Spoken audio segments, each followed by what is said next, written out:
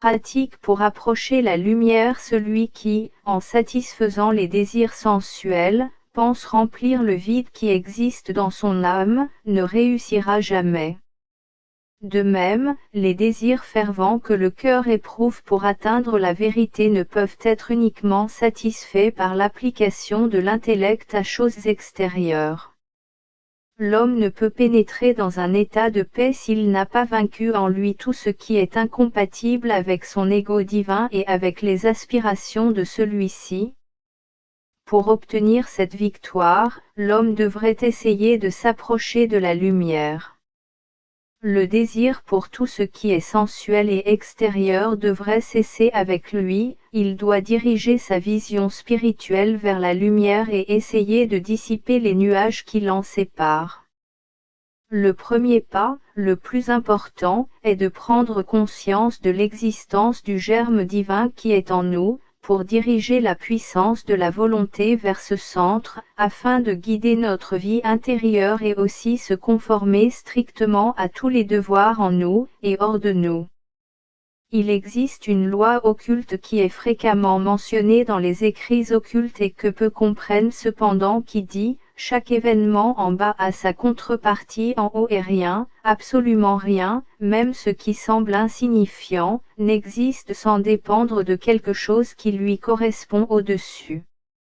Selon cette loi, tout désir, pensée ou aspiration, bien ou mal, est immédiatement suivi d'une réaction correspondante qui vient d'en haut. Plus la volonté de l'homme est pure, moins elle est corrompue par des désirs égoïstes, plus grande sera la force positive de la réaction divine.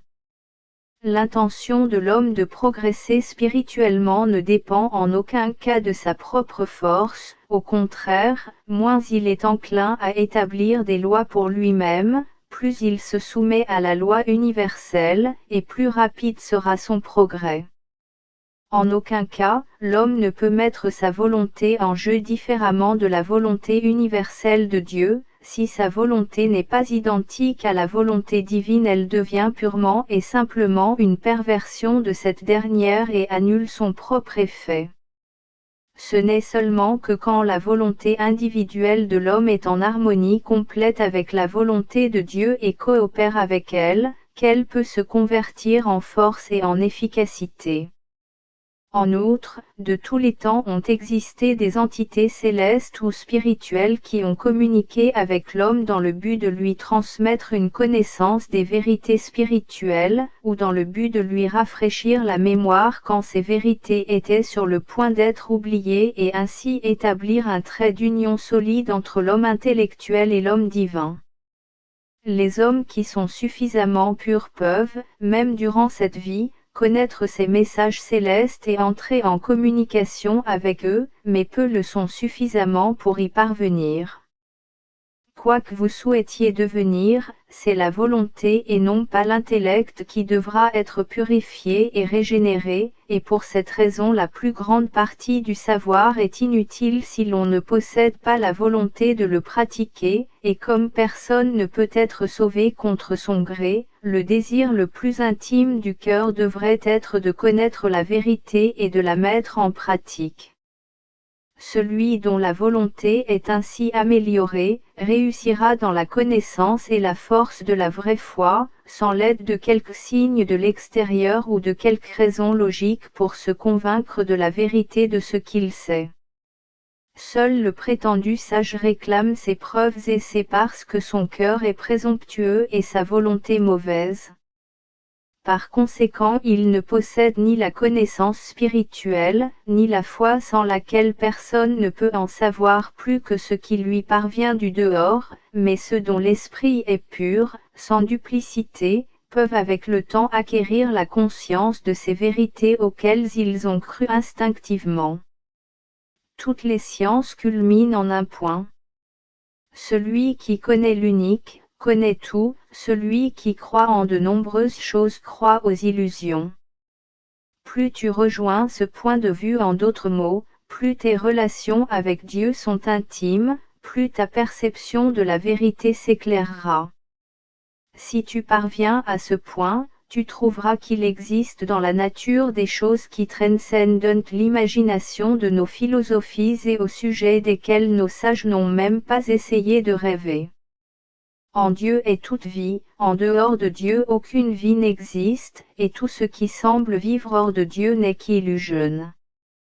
Si nous désirons connaître la vérité, nous devons contempler la lumière de Dieu et non pas la lumière fausse et trompeuse de notre spéculation intellectuelle. Aucune voie ne mène à la parfaite connaissance de la vérité si ce n'est l'union avec la vérité. Peu connaissent ce chemin. Le monde parodie et ridiculise ceux qui y marchent, mais le monde ne connaît pas la vérité car c'est un monde d'illusions, rempli de malheureux et aveugles face à la lumière de la vérité. Apprendre le silence et la tranquillité, rester impassible devant le rire des sots, devant le dédain des ignorants et l'insolence des orgueilleux sont les premiers signes que la lumière de la sagesse fit briller. Cependant, quand on s'est totalement rendu compte de la vérité, on est capable de résister même à la critique intellectuelle la plus sévère avec sérénité et aux attaques les plus fortes de la logique. Seul l'intellect de ceux qui ressentent la vérité, mais qui ne s'en aperçoivent pas encore, peut être dérangé par de telles secousses. Ceux qui connaissent et comprennent la vérité restent solides comme un roc. Pendant le long moment où nous ne cherchons qu'à assouvir nos sens, ou que nous ne désirons que la satisfaction de notre curiosité, ce n'est pas la vérité que nous cherchons. Pour trouver la vérité nous devons entrer dans le royaume de Dieu et alors la vérité descendra dans notre intelligence. Pour atteindre ce point il n'est pas nécessaire de torturer nos corps ou de détruire nos nerfs, mais il faut que nous croyions en des vérités sûres et fondamentales qui sont instinctivement perçues par ceux dont l'intelligence n'est pas pervertie. Ces vérités fondamentales sont l'existence d'un seul Dieu universel et la possibilité de l'immortalité de l'âme humaine. L'homme possède une intelligence qui raisonne, donc il a le droit et l'autorité de s'en servir, on peut aussi dire qu'il a la possibilité de l'utiliser dans un sens qui serait en opposition avec la loi du bien qui est la loi d'amour divin, la loi de l'ordre et de l'harmonie. Il ne devrait pas profaner les dons que Dieu lui a accordés par le biais de la nature. Il devrait les considérer, tout, comme divin et se sentir le temple vivant de Dieu et instrument par lequel la puissance divine peut se manifester. Hors de Dieu un homme est une chose inconcevable car, toute la nature, l'homme compris n'est qu'une petite manifestation de Dieu. Si la lumière pénètre en nous, elle n'est pas notre travail. C'est le soleil qui nous donne la lumière, mais si nous nous cachons de lui la lumière disparaît. Dieu est notre soleil spirituel. Notre devoir est de nous maintenir illuminés de ses rayons, d'en profiter et de crier aux autres qu'ils peuvent entrer dans la lumière.